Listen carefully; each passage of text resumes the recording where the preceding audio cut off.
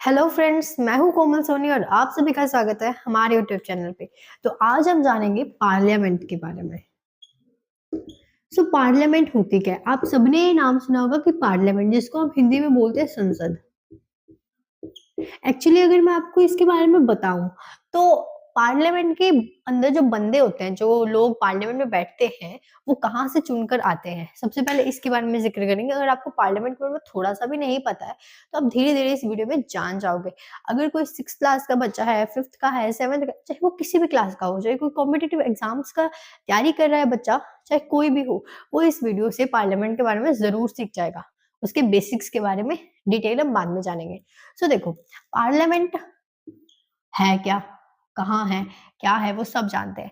अब इमेजिन करो हमारा इंडिया, हमारे इंडिया के अंदर 144 करोड़ समथिंग पॉपुलेशन है। I am sorry, 1.44 billion something ऐसी कुछ पॉपुलेशन है हमारी। हम कहते हैं 144 करोड़ हमारी पॉपुलेशन है, 130 करोड़, 42 करोड़, कितना बोलते हैं, बाकी हमारी इतनी पॉपुलेशन हो चुकी है। इसी के हिसाब से देखो क्या किया जाता है कि हमारी पॉपुलेशन के अंदर सबको 10-10 लाख लोगों में बांट दिया जाता है कि 10 लाख लोग जो होते हैं, हमारे इंडिया में 144 करोड़ लोग हैं, ठीक है। इन 144 करोड़ लोगों को 10-10 लाख के हिसाब से या फिर 10 लाख से थोड़े से ऊपर लोगों के हिसाब से बांट दिया जाता है। जब इनको बांटते हैं तो मान लो 10 लाख लोगों को एक टुकड़ी में बांट दिया, उसको हमने टुकड़ी बोला। मान ले 10 लाख लोगों की एक टुकड़ी है, फिर 10 लाख लोगों की एक टुकड़ी है, तो उस टुकड़ी को बोला जाता है कॉन्स्टिट्यूएंसी। ठीक है, कॉन्स्टिट्यूएंसी बोला जाता है। ऐसे हमारे इंडिया के अंदर 535 से भी ज्यादा कॉन्स्टिट्यूएंसीज है, ठीक है। 545, आई एम सॉरी, 535 नहीं, 545 से भी ज्यादा हमारे यहाँ कॉन्स्टिट्यूएंसीज है। तो देखो क्या होता है, जितने कॉन्स्टिट्यूएंसीज है ना, उतने बंदों को चुना जाता है। मान लो इंडिया की हर एक कॉन्स्टिट्यूएंसी से एक एक बंदे को चुन लिया। अब मैंने बताया ना कि 144 करोड़ की जनसंख्या को 10 लाख से करके हमने कॉन्स्टिट्यूएंसीज बना ली। पर ध्यान से सुनना, ये 144 करोड़ अब हुई है जनसंख्या, पहले कम थी।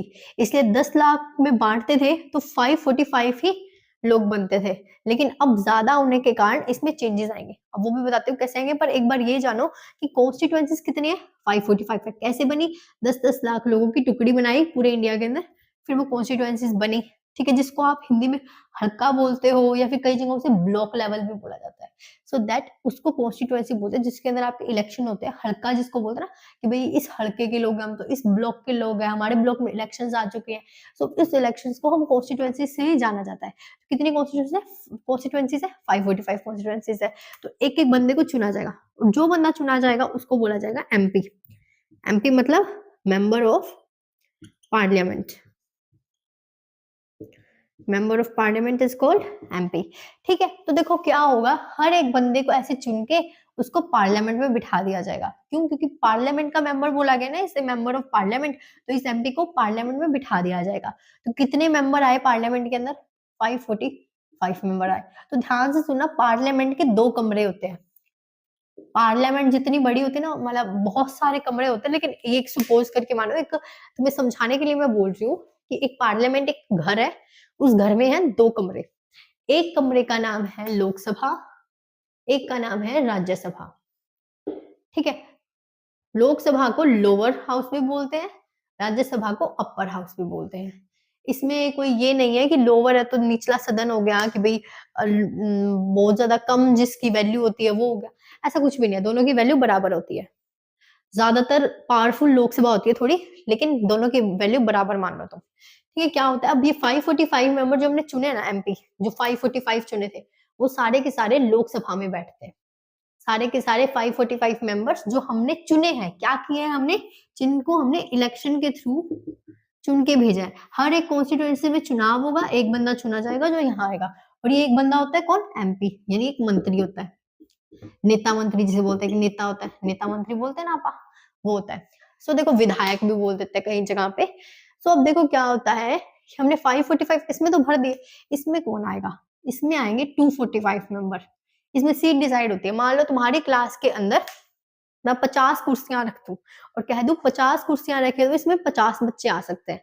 तुम से इतना तो खुद समझ सकते हो कि 50 कुर्सियां रखे तो 50 बच्चे उस क्लास में आएंगे। लेकिन तुम ज्यादा अगर कोई दिमाग वाला है तो वो ये भी सोचेगा कि भाई आधे बच्चे नीचे बैठ जाएंगे, आ तो क्लास में जाएंगे। लेकिन मैं सिर्फ कुर्सियों की बात करूँ, कितनी कुर्सियां हैं? 50 है, तो 50 बच्चे आएंगे। ऐसे ही यहाँ क्या होता है, कितनी कुर्सियां? 545 है तो 545 मेंबर आएंगे। 245 है, 245 मेंबर आएंगे, ज्यादा नहीं आ सकते, इतने ही आते हैं। और देखो क्या होता है, अब ये 5 to 45 मेंबर कहाँ से चुने जाते हैं? ये क्या होता है कि हमारा जो इंडिया के जो स्टेट होते हैं, इंडिया के अंदर काफी सारे स्टेट है, इन सारे स्टेट्स के अंदर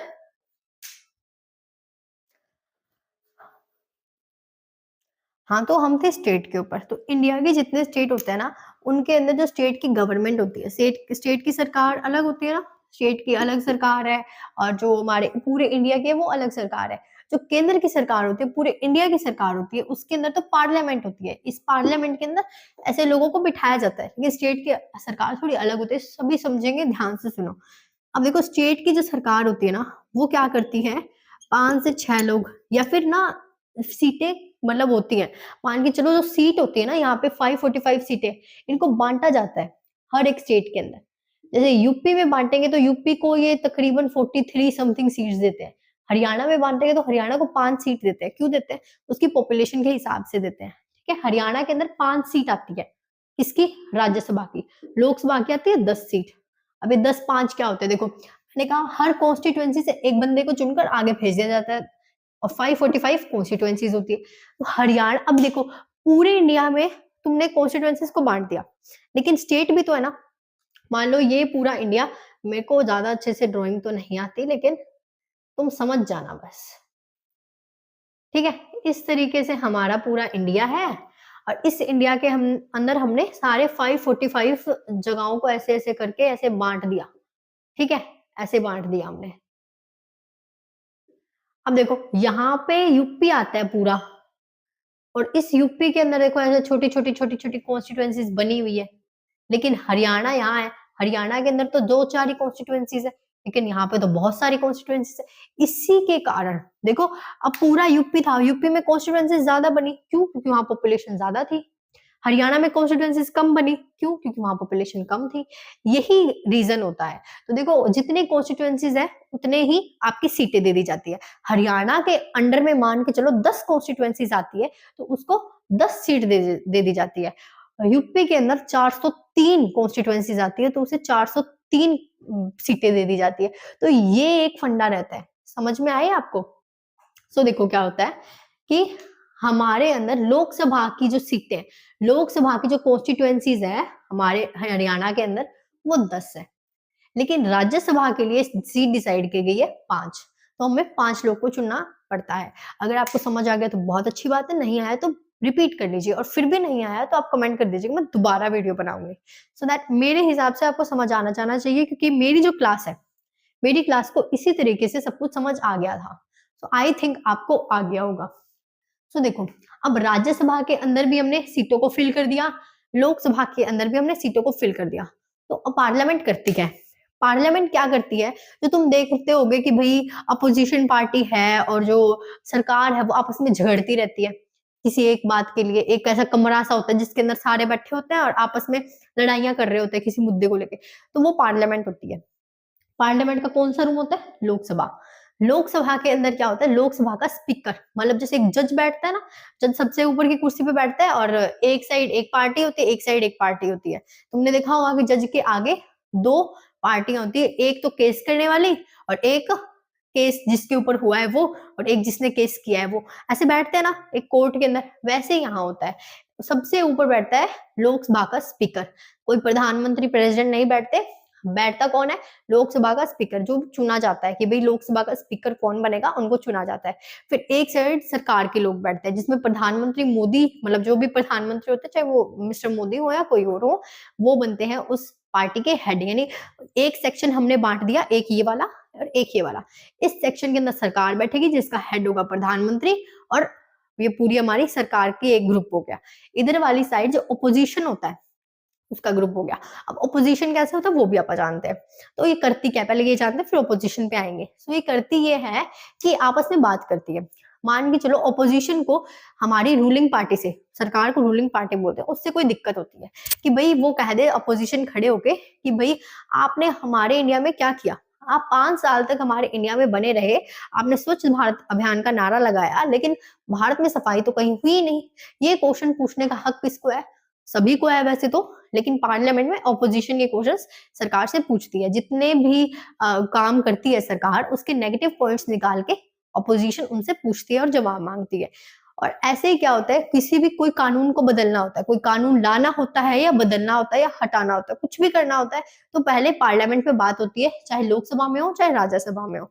वो बात करके ये निपटाया जाता है कि भाई हाँ, सच में क्या हो रहा है, क्या चल रहा है, हमें क्या करना चाहिए, कानून बनना चाहिए, नहीं बनना चाहिए, हटना चाहिए, नहीं हटना चाहिए, कानून पे बात होती है। फिर आगे जाके कानून बनता है नहीं बनता वो बाद में पता चलता है। कानून के बारे में अलग से वीडियो लेके आएंगे। आई थिंक आपको समझ में आ गया कि पार्लियामेंट काम क्या करती है। अब ऑपोजिशन पार्टी के बारे में जानते हैं। अब हम थे ऑपोजिशन पार्टी पे।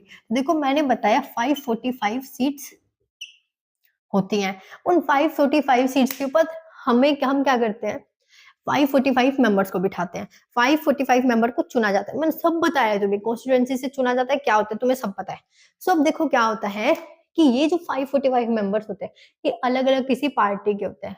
अब पार्टी क्या होती है, अब देखो कि कुछ इस तरीके से, मान लो मुझे इलेक्शन लड़ना है, तो मैं अकेले इलेक्शन लड़ सकती हूँ कि भाई मैं अकेले इलेक्शन लड़ना चाहती हूँ, मैं कोई ग्रुप नहीं बनाना चाहती कि भाई कोई ग्रुप बने, वो मेरा सपोर्ट करे, मेरे साथ रहे। मैं ऐसा कोई ग्रुप नहीं चाहती, मैं अकेले लड़ना चाहती हूँ इलेक्शन और जीतना चाहती हूँ, या फिर हार सकती हूँ तो क्या पता हार भी जाऊं।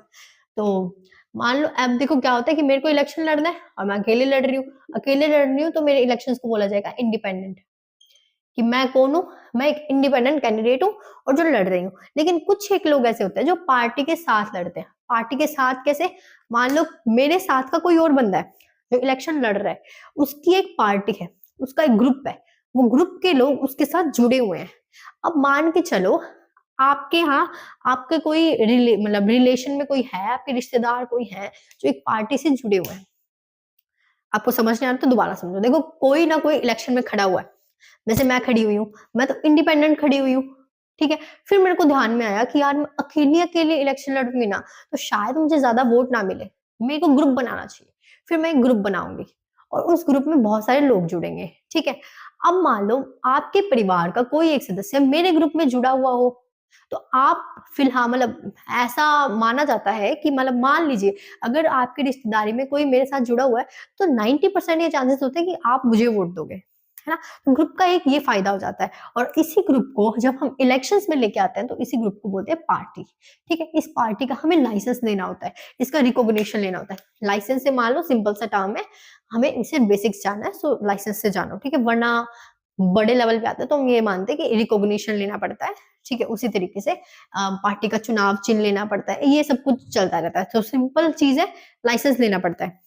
अगर मैंने ग्रुप बनाया, एक पार्टी बनाई है, तो मुझे लाइसेंस लेना पड़ेगा, मैं लूंगी और फिर मैं इलेक्शंस को लड़ूंगी, ठीक है। अब मैंने मान लो इलेक्शन लड़ने शुरू कर दिए, मैं जीत गई। मेरे जीतने के बाद क्या होगा कि भाई मैं कोई ना कोई एमपी या एमएलए बन जाऊंगी। एमएलए पे भी फोकस मत करो, एमपी पे करो, ठीक है। एमएलए बाद में जानेंगे क्या होता है कि एमपी बन गई। इसी तरीके से क्या होता है कि अलग अलग पार्टियां जो होती हैं वो मतलब इसी तरीके से ये सब कुछ है। जैसे ये 545 मेंबर्स है ना, ये अलग अलग पार्टी के होते हैं, ये सारे चुन के आते हैं, जीते हुए पर्सन है, तो ये अलग अलग पार्टी से होते हैं। अब पार्लियामेंट में आने के बाद क्या होता है, इन 545 मेंबर्स की काउंटिंग होती है कि कौन कौन सी पार्टी से है। अब कितनी पार्टी है, बीजेपी है, कांग्रेस है। अब तुम कह दोगे कि मैम पार्टियां तो बहुत सारी हैं, आप तो सिर्फ 6 या 7 ही पार्टियां लिख रहे हो। तो हाँ भाई, मैं 6 या 7 ही पार्टियां लिखूंगी यहाँ पे। क्यों? क्योंकि देखो पार्टियों का दर्जा कैसा होता है कि मान लो अभी अपने त्यारी त्यारी की पार्टी बनाई है, तो वो एक लोकल पार्टी होती है। जब वो पार्टी स्टेट के इलेक्शन लड़ने लग जाती है, मान लो राज्य की सरकार के इलेक्शन लड़ने लग जाती है, तो वो स्टेट की पार्टी बन जाती है। जब वो पूरे इंडिया के अंदर इलेक्शन लड़ने लग जाती है कि हमने प्रधानमंत्री के इलेक्शन लड़े हैं, वो बन जाती है नेशनल पार्टी। तो प्रधानमंत्री के इलेक्शंस के लिए, पार्लियामेंट के इलेक्शंस के लिए 7 से 6 ही पार्टियां ऐसी होती है। पहले 8 पार्टी थी, अब 7 हो चुकी हैं, 3 हट चुकी हैं, एक नई आई है। सो देखो क्या होता है, बीजेपी है, कांग्रेस है, बहुजन है, ठीक है, एक है सीपीआई, मार्क्सवादी, ठीक है, और एक है पीपुल्स पार्टी, एक है आम आदमी पार्टी। कितनी हो गई ये 6 पार्टियां हो गई। हाँ 6 ही है, 7 से 8 नहीं है, 6 ही पार्टियां हैं। ठीक है, तो इन 6 पार्टीज में क्या होता है कि इनकी काउंटिंग होती है, 545 मेंबर्स की काउंटिंग होती है कि कितने बंदे बीजेपी के हैं, कितने कांग्रेस के हैं, कितने बहुजन के हैं, कितने सीपीआई के हैं, कितने पीपुल्स के हैं, कितने आप पार्टी के हैं। सो ये सब कुछ देखेंगे हम। अगर मान लो 545, अगर मान लो क्या देखो ऐसा ही होता है, 545 का आधा क्या होता है, तो हम इसको 2 से डिवाइड करेंगे, 2 से डिवाइड करेंगे तो क्या आएगा 2 7 और 2 272.5। तो 272 से ज्यादा जिसके पास मेंबर होंगे, मान लो 272 से ज्यादा किसी के मेंबर होंगे तो वो पार्टी जीत जाती है। मान लो कांग्रेस के 272 मेंबर हैं तो वो जीत जाएगी। 272 ने 274 मान लो, क्योंकि 272 से ज्यादा चाहिए, 274 है तो ये जीत जाएगी।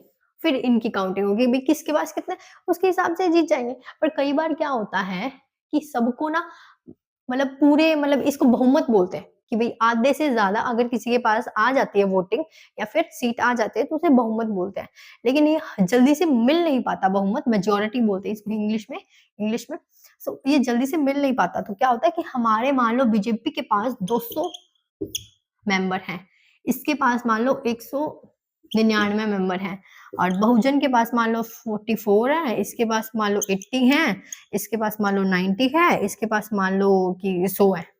मेरी थोड़ी कैलकुलेशन गलत होगी, उसके ऊपर ध्यान मत देना, ठीक है।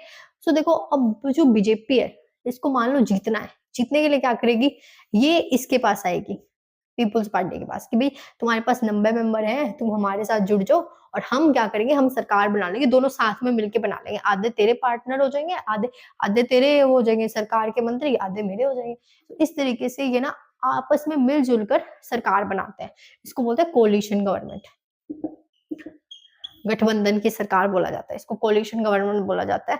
सो इस तरीके से हमारी सरकारें बनती हैं मेजोरिटी के हिसाब से। अब ये दोनों मान लो बन गई क्या, सरकार बन गई। तो अब देखो पहले नंबर पे तो थी बीजेपी जिसके सबसे ज्यादा मेंबर थे, दूसरे नंबर पे थी कांग्रेस जिसके सबसे ज्यादा मेंबर थे। तो जो दूसरे नंबर पे पार्टी रहती है ना, जीतने के बाद जो दूसरे नंबर पे रहती है वो बनती है अपोजिशन पार्टी। सो ये था अपोजिशन पार्टी का खेल। और हमने अब सारी बात की थी स्टेट मतलब कंट्री की, स्टेट में कम कंट्री से कर रही हूँ पर आप मान लो देखो क्या होता है, कंट्री की बात की मैंने कि कंट्री के अंदर हमारे पूरे इंडिया देश के अंदर जो सरकार बनती है हमने उसकी बात की, जिसके बीच में क्या होती है पार्लियामेंट होती है जिसमें कानून बनता है। तो जो अलग अलग स्टेट होते हैं जैसे राजस्थान है, हरियाणा है, यूपी है, बिहार है, इस तरीके के स्टेट्स के अंदर जो सरकार बनती है उसे क्या बोलते हैं, सेम यही प्रोसीजर फॉलो होता है, सेम ऐसा ही होता है।